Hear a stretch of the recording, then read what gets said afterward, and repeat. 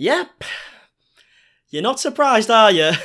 Yeah, I do get it. This is the least surprising video I could have uploaded because, I mean, we are talking about the Ace family here. But there's still a part of me that gets shocked every time for the simple reason that I'm like, wow, you've had so much backlash going your way recently. Why do you carry on messing up? Now, if you don't know, this is all going to tie into my last video on the Ace family when they decided to promote a gambling site to kids. Not even just a normal gambling site as well, a very sketchy gambling site that some people might say is a scam. Now, I do need to be very picky with my words because the Ace family have been known to send out some legal letters as recent as literally a few weeks ago. But like I said, we did cover the whole gambling site in my last video, but recently a lot more stuff has come out specifically from Mad Katzer. Now, if you don't know who Mad Katzer is, he is actually a YouTuber who is a real lawyer himself, and he has took a deep dive into the Ace family over the past few months. Now, everything we are going to talk about today, I need to give full credit to him, link in the description, go and check him out, all that stuff, because he's a lot more intelligent than me, and he found out a lot of shit to do with the Ace family and this gambling site. Now, in case you needed a little bit of a recap of what this gambling site is all about, basically the Ace family recently uploaded a video where they went onto a mystery box site. It was the sponsor for their video. Now, if you've been a bit of a YouTube fan over the past few years, you were probably already aware that these mystery boxes aren't exactly new. T-Mart and Syndicate were kind of the first people that got exposed because they released their own mystery box site but didn't tell people it was their own site. This way they could fiddle with the odds and make it seem as if you could get these really good items when you just simply couldn't. Then just a few years later, Jake Paul and Rice Gum were caught promoting a mystery box site where the odds were clearly rigged in their favour. But then we didn't really see these mystery boxes for quite a while because it became quite apparent that everyone just knew they were scams at this point. But that was until recently, until the Ace family uploaded a video sponsored by a mystery box site called Looty, where they pretended to go on the website and earn some big items like an iPhone and a PlayStation 5, but in actual reality, they just reacted to pre-recorded footage they were sent. Which isn't the most surprising thing in the world because the Ace family are kind of just known for scamming people at this point, okay? Like, it's happened on numerous occasions. But Mad Katzer actually took upon himself to take a bit of a deeper dive into what Looty is all about, and he found out some very, very dodgy information. Well, first of all, he came across this Forbes article talking about Looty, which is interesting because Forbes is obviously a pretty reputable site, you'd imagine, right? The headline is, How to Innovate and Keep Up with the Quick Changing Landscape of Luxury Retail. What if you could have the excitement of in-store shopping, particularly luxury, from the comfort and safety of your home? Which doesn't really make sense, does it? Because what you've just described there is an online store which have been around for God knows how many years now. Like, it isn't a new thing that you can buy luxury clothing from your computer. That's pretty fucking obvious. But this isn't an online clothing store. It's a gambling site where you could potentially technically win like some off-white trainers or like a Louis Vuitton bag or an iPhone or a PlayStation 5 or whatever else. But the odds of you actually winning anything of value are incredibly slim. Incredibly slim. Realistically, you're probably not going to win anything, no matter how much money you put on there, okay? The chances are ridiculous. And then it goes on to talk about how with like global lockdowns, it's leading to habits of shopping online instead of like being able to physically shop. Now, it's interesting to point that out because every article talking about Looty say pretty much the exact same thing, which will lead us to our conclusion, which is pretty obvious at the end, that these are just paid articles where the owner of Looty has paid a stupid amount of money to get an article on a site to make it look a little bit more legit. And then it goes on to have a bit of an interview with the owner of Looty, and it says, I connected with Looty's founder, Oscar Selster. Now, the reason why that's a bit interesting is because that's not his name. Like I said, this is Mad Katzer who found out all this information, but we will go on to show the proof of how this isn't his name and why he might not be going by his legal name anymore. But one of the questions asked is, what advice do you have to our readers on how to build and secure partnerships with influencers? And his answer is very interesting when you bear in mind the most recent person that we know about him partnering with is the Ace family. Finding the right influencer is not an easy task. It's important to find one with an audience that is relevant to your niche. Really? The Ace family's audience is relevant to off-white trainers and Gucci caps.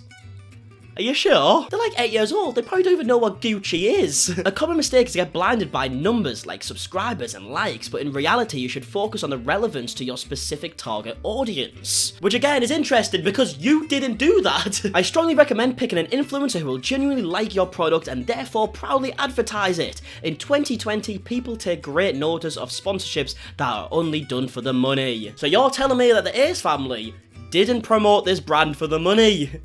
God, you learn something new every day, don't you? Look, it's obvious that this is a load of waffle. They clearly didn't do their research, because if they did, why would you partner with a YouTube channel that is quite literally known for scamming people? Like, if you want good results, you go to someone who's probably got a good reputation, and if you did 2 minutes of research, you would find out that the Ace family probably have the worst reputation when it comes to scams. But then we have more articles from sites that aren't as well known, like the Daily Front Row, which logo looks like it was made on Microsoft Paint. And the headline is, as the world recovers, Looty's superiority looms over e-commerce. Again, talking about how this is the new way to do online shopping when COVID hit. And I'm not going to read through the site because it's very lengthy, but it's pretty much the exact same thing as the Forbes article. The way it's worded, everything about it's very similar. And there's so many other articles on different sites that pretty much say the same thing. But this is where it gets a bit interesting, because in all these articles, it says it's written by DN News Desk. Now, DN News Desk is Digital Nod, which is a site where they can do stuff like get your brand verified on Instagram, or they can get your articles put onto reputable sites. You basically pay some money and you can put your articles out there and make your brand look a lot more legit. And when you're running a scam, this could be pretty handy, you know? It gets your name out there, makes you look a lot more legit. You can also get like Trustpilot fake reviews, which if you look at the Trustpilot for Looty, it's pretty obvious that most of the reviews are fake. Now that's obviously a little bit of a red flag, because there's no articles about Looty that aren't paid for quite clearly. But of course that doesn't prove everything, but Mad Katzer actually went out to find the corporation papers for the company, and he found out that the name of the founder is actually Oscar Wilhelmsen. And when Mad Katzer actually looked further into the company, he found out that he also owned another very similar site called Skin World, which yet again is basically a gambling site where you open like boxes and stuff. And when you look at the layout of the website, it looks very similar to Looty, which is interesting because in my last video,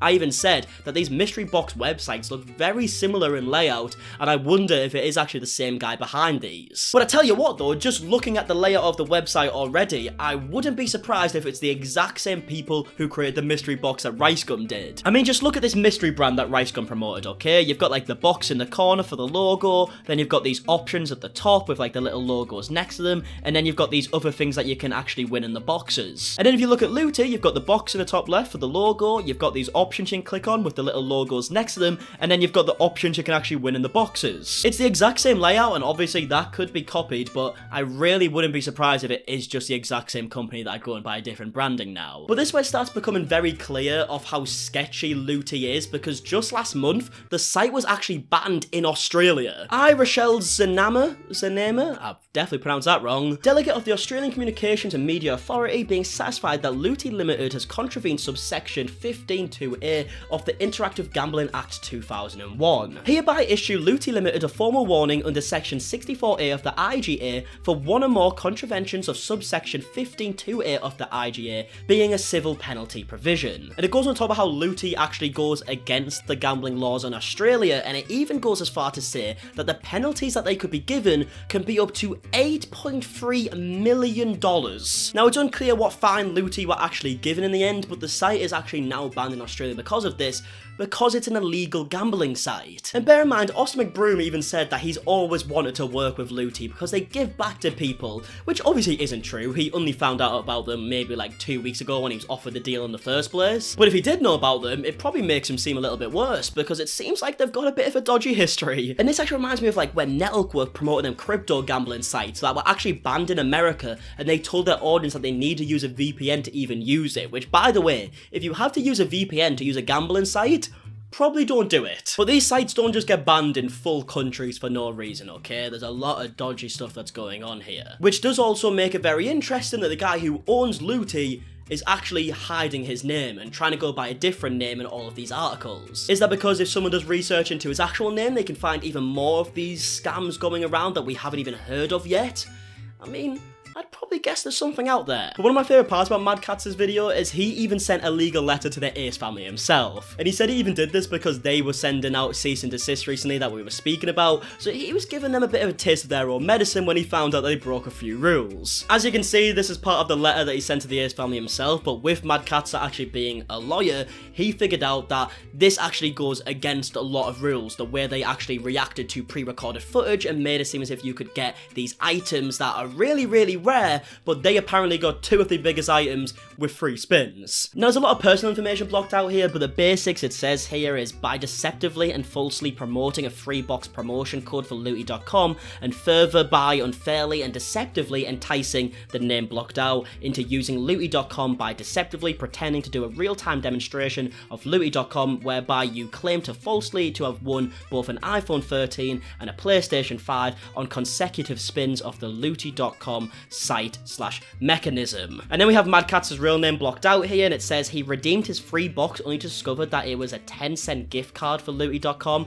which incidentally appears to be the exact same price every single person who redeemed the Ace Family code received. Which is funny because that's true, because in my video I even done the free spin, and guess what I got? A 10-cent gift card. And then we got the reasonable offer of settlement, okay? Basically, the Ace Family have 30 days to accept this reasonable offer of settlement, otherwise it could go to court. Hereby makes demand as a reasonable offer of settlement that the Ace Hat Collection Inc. and Austin and Catherine Mcbroom reimburse Mad Catzer for the $25 he spent in reliance on your unfair or deceptive acts, plus a reasonable amount for his inconvenience. Please be advised that your failure to make the foregoing reasonable offer of settlement will result in Mad Catzer seeking all available remedies. And I think some people might look at it and be like, it's only $25, but fair fucking play. I think he should, you know, give them a taste of their own medicine, because they're not going to be asked about having to give $25 back, but it's a bit of an inconvenience, and I feel like they probably deserve a bit of an inconvenience right now, don't they? But yeah, shout out to Mad Catzer again. The link's going to be in the description. He has been smashing it looking into the Ace Family recently